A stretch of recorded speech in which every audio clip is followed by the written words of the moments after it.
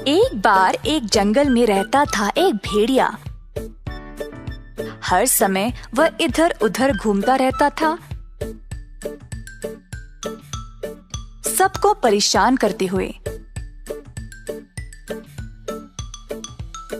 बाकी सारे जानवर उसको स्वार्थी समझते थे, क्योंकि भेड़िया केवल अपने बारे में ही सोचता था। जब कोई भी उसकी मदद के लिए आता तो उनको मना करके वापस भेज देता था। एक दिन भेड़िया जंगल में ऐसे ही घूम रहा था। वह बहुत भूखा था और खाना के लिए ढूंढ रहा था, जब उसको दूर एक बैल का मांस नजर आया।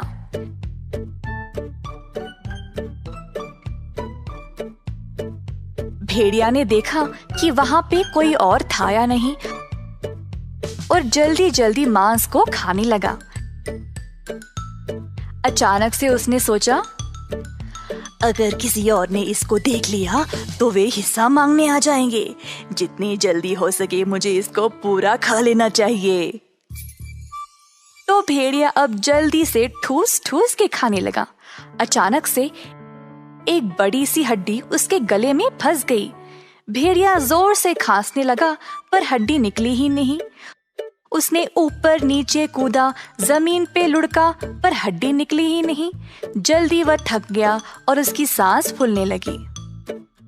नदी की ओर दौड़ते गया और पानी भी पिया, और दर्द से तड़पने लगा, क्योंकि हड्डी गले से उतर भी नहीं रही थी। भेड़िया हार मानने ही वाला था जब उसने सोचा कि वह जंगल में दूसरे जानवरों के पास मदद मांगने जाएगा। पहले वो खरगोश के पास गया।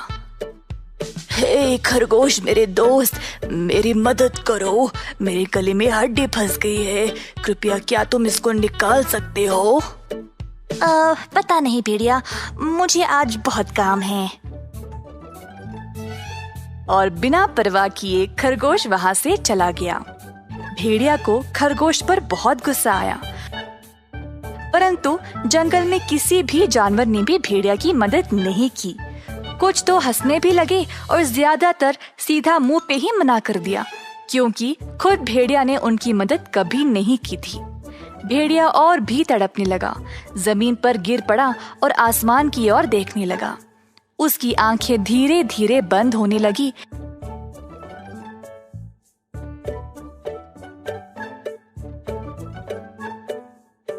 जब उसने एक सारस को उड़ते हुए देखा, उसने सारस को पहचान लिया था और तुरंत उसको पुकारा। हे सारस, मेरे पुराने दोस्त, कृपया मुझे तुम्हारी मदद की जरूरत है। अपने इस दोस्त की मदद कर दो। सारस भेड़िया के पास आई और बोली, सबसे पहले तुम मेरे दोस्त नहीं हो, और ऐसा क्या हो गया कि तुमको मेरी मदद की जरूरत पड़ी है? मेरे गले में हड्डी फंस गई है।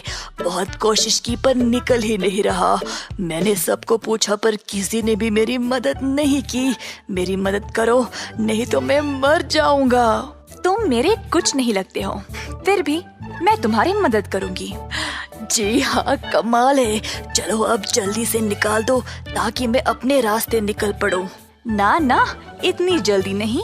तुम्हें मुझे मेरी मदद के लिए इनाम देना पड़ेगा, नहीं तो ऐसे ही हड्डी के साथ रह सकते हो। अच्छा ठीक है, मैं तुमको इनाम दूंगा। अब इसको जल्दी बाहर निकालो। मुझसे वादा करो। हाँ, मैं वादा करता हूँ, सच में। भेड़िया ने अपना मुंह पूरा खोला और सारस ने आसानी से हड्डी को बाहर निकाल दिया। भेड़िया का गला आखिरकार खुल गया और वह फिर से आराम से सांस लेने लगा। भेड़िया खुशी से कूदने लगा और निकलने ही वाला था जब सारस उड़कर उसके आगे आ खड़ी। कहाँ जा रहे हो? मेरा इनाम कहाँ है? इनाम?